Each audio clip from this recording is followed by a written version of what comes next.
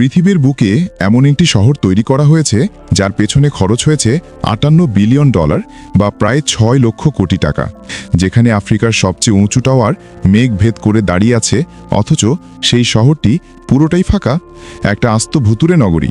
কিন্তু চমকে যাওয়ার মতো তথ্য এখানেই শেষ নয়। এই দেশের রাজধানী কায়রোতে এমন একটি এলাকা আছে যার নাম সিটি অব দ্য ডেড বা মৃতদের শহর। শুনলে গায়ে কাটা দেবে। এখানে লক্ষ লক্ষ মানুষ বাস করে কবরের ওপর। পূর্বপুরুষদের কবরের পাশেই তাদের রান্নাঘর, সেখানেই তাদের শোবার ঘর। আজকের ভিডিওতে আমরা এমন এক দেশের পোস্টমর্টেম করব যারা নিজেদের বাঁচাতে মরুভূমির বুকে এমন এক অট্টালিকা বানাচ্ছে যা তাদের অর্থনীতিকে চিরতরে পঙ্গু করে দিতে পারে। দেশটি হলো পিরামিড আর রহস্যের দেশ মিশর।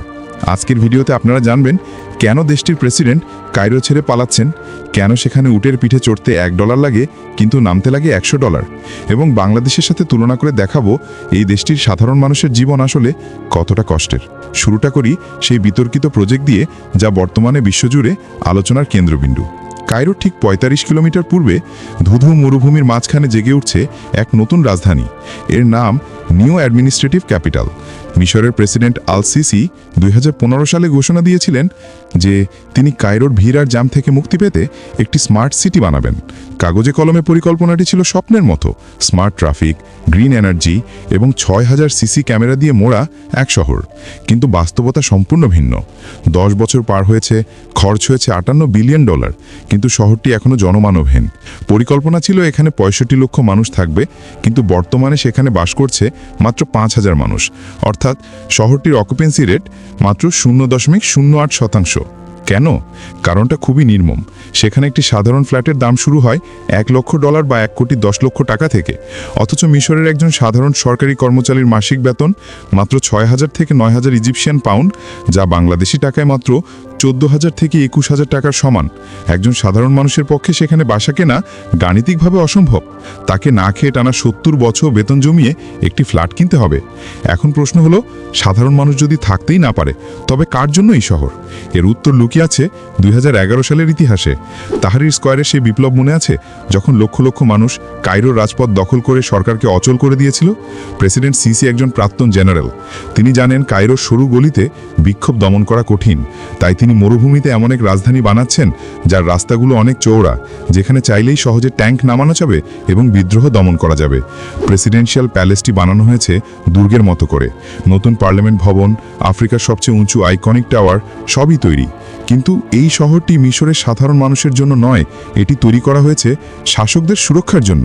কায়রোর জ্যামে প্রতি বছর মিশরের জিডিপির 3 থেকে 5% ক্ষতি হয়, এটা সত্য।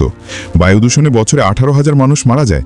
কিন্তু এই নতুন শহর সেই সমস্যার সমাধান তো করছেই না, উল্টো দেশকে ঋণের সাগরে ডুবিয়ে দিয়েছে।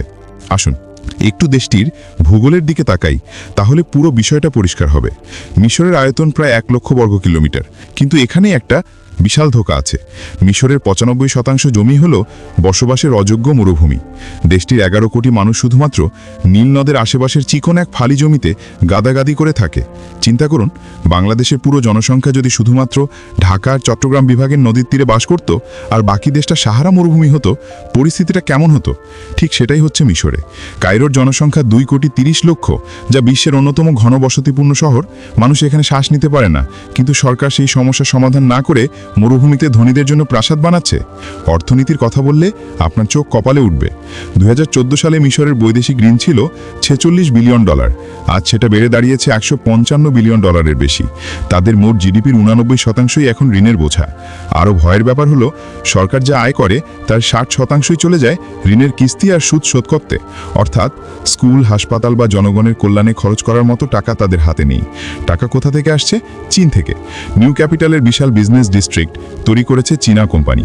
এখন পরিস্থিতি এমন হয়েছে যে মিশর টাকা শোধ করতে পারছে না দেখে এই শহরের অপারেশনাল কন্ট্রোল বা পরিচালনার দায়িত্ব চলে গেছে চীনা কোম্পানির হাতে। নিজের দেশের রাজধানীর চাবি এখন বিদেশিদের পকেটে। 2016 সাল থেকে ইজিপশিয়ান পাউন্ডের মান 80% কমে গেছে। মুদ্রাস্ফীতি বা জিনিসের দাম আকাশচুম্বী। এখন আসি সাধারণ মানুষের জীবনে।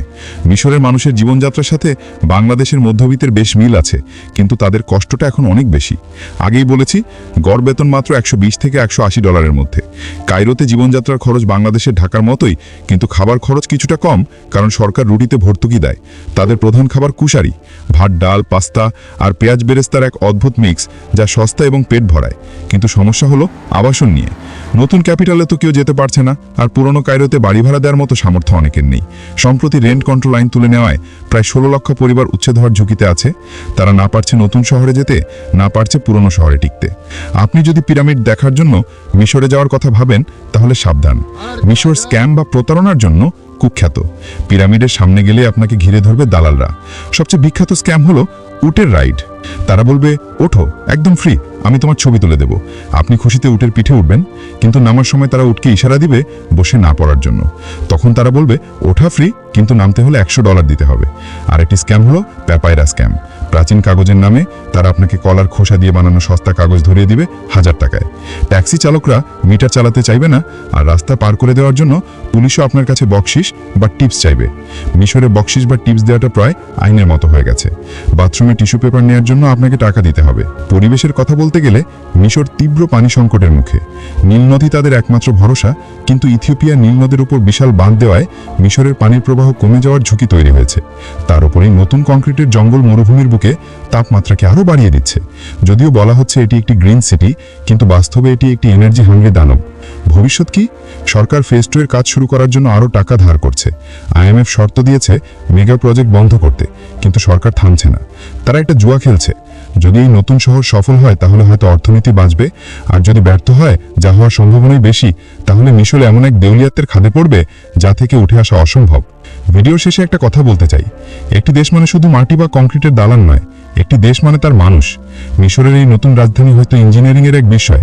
মরুভূমির বুকে আকাশচুম্বী ভবন বানানো চারটিখানি কথা নয়, কিন্তু যে অট্টালিকার নিচে দেশের সাধারণ মানুষের স্বপ্ন চাপা পড়ে যায়, যে উন্নয়নের ভারে একটি জাতির ভবিষ্যৎ ঋণের শিকলে আটকা পড়ে যায়, তাকে কি আসলেই উন্নয়ন বলা যায়?